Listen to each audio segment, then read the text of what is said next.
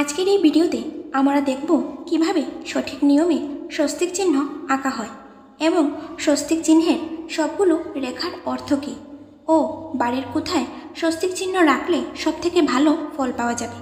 এই সব কিছুই এই ভিডিওতে আমরা বিস্তারিতভাবে আলোচনা করব। নমস্কার সবাইকে, আমাদের চ্যানেলের আরও একটি নতুন ভিডিওতে আপনাদের সকলকে স্বাগতম।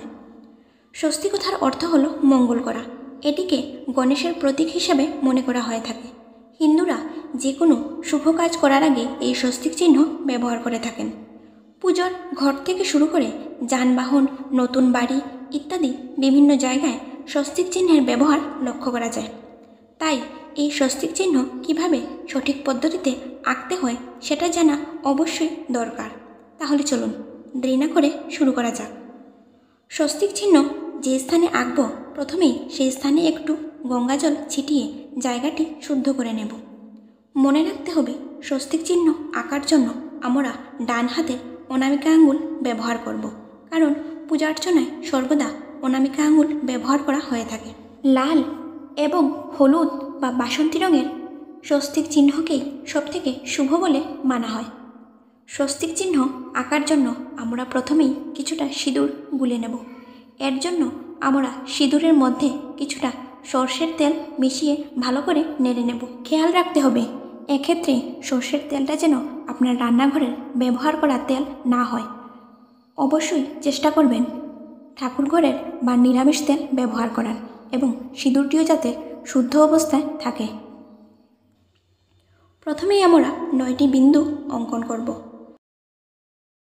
স্বস্তিক চিহ্নের সবথেকে গুরুত্বপূর্ণ নিয়ম সেটা হলো স্বস্তিক চিহ্ন কখনোই ক্রস করে বানানো যাবে না, এবং মনে রাখতে হবে সর্বদা স্বস্তিক চিহ্ন রেখাগুলি আমরা বাইরে থেকে ভেতরের দিকে টানব, এবং স্বস্তিক চিহ্ন আঁকার সময় সর্বদা ঘড়ির কাঁটা অনুসারে রেখাগুলি একে একে আঁকব, যেভাবে আমরা ভিডিওতে দেখাচ্ছি। তারপর 4টি বিন্দু এঁকে নেব এবং সবশেষে 2টি সমান্তরাল রেখা অঙ্কন করতে হবে। মনে রাখতে হবে যেন এই সমান্তরাল রেখাগুলি মূল স্বস্তিক চিহ্ন থেকে একটু বড় হয়। স্বস্তিক চিহ্নের রেখাগুলি যেন মোটামুটি সোজা হয়, তার জন্য আমরা একটি দেশলাইয়ের কাঠি বা কটনের সাহায্যে এর রেখাগুলি কিছুটা সোজা করে নেব।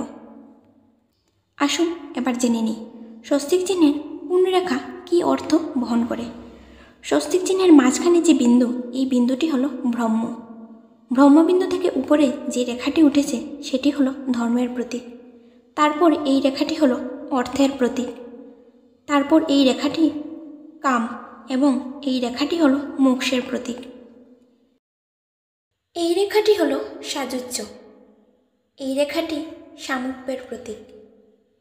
এই রেখাটি শালুক্যকে চিহ্নিত করে, এবং এই রেখাটি হলো সারূপ্য। এই রেখাটির অর্থ হলো মন। এই রেখাটির অর্থ হলো বুদ্ধি। এই রেখাটির অর্থ হলো চিত্ত, এবং এই রেখাটির অর্থ হলো অহংকার। এবার জেনে নিই 4টি বিন্দু কি কি অর্থ বহন করে। এই বিন্দুটির অর্থ হলো প্রেম বা আস্থা। এই বিন্দুটির অর্থ হলো শ্রদ্ধা। এই বিন্দুটির অর্থ হলো বিশ্বাস। এই বিন্দুটির অর্থ সমর্পণ। এবার জেনে নেব স্বস্তিক চিহ্ন বাড়ির কোথায় লাগালে সবথেকে শুভ ফল পাওয়া যায়। স্বস্তিক চিহ্ন বাড়ির প্রধান দরজায় বা সদর দরজায় লাগানো সবথেকে শুভ বলে মনে করা হয়, কিন্তু এছাড়াও এমন কিছু জায়গা আছে যেখানে স্বস্তিক চিহ্ন লাগালেও ভালো ফল পাওয়া যায়। বাড়ির ঈশান কোণে স্বস্তিক চিহ্ন লাগালে বাড়িতে পজিটিভ এনার্জি, শান্তি শৃঙ্খলা বজায় থাকে এবং অর্থনৈতিক উন্নতি ঘটে। বাড়ির পূর্ব দিকে স্বস্তিক চিহ্ন লাগালে যশ, মান, খ্যাতি, অর্থ এবং সম্মান প্রাপ্তি হয়। বাড়ির দক্ষিণ পশ্চিম কোণে স্বস্তিক চিহ্ন লাগালে স্টুডেন্টদের পড়াশোনায় মন বসে এবং কনসেন্ট্রেশন পাওয়ার অনেক বৃদ্ধি পায়। বাড়ির উত্তর পশ্চিম দিকে স্বস্তিক চিহ্ন লাগালে স্বামী স্ত্রীর মধ্যে সম্পর্ক ভালো থাকে। স্বস্তিক চিহ্ন বাড়িতে লাগানোর আগে কিছু নিয়ম অবশ্যই মানবেন, যেমন স্বস্তিক চিহ্ন কিছুটা উপরের দিকে লাগাবেন যাতে আপনার পায়ের কাছে স্বস্তিক চিহ্ন না আসে, এবং স্বস্তিক চিহ্ন কখনোই উল্টো করে লাগাবেন না। স্বস্তিক চিহ্ন এমন জায়গায় লাগাবেন যাতে অশুচি অবস্থায় বা অপবিত্র অবস্থায় এর আশেপাশে না যেতে হয়। ভিডিওটি ভালো লাগলে অবশ্যই লাইক, কমেন্ট এবং সাবস্ক্রাইব করে রাখবেন।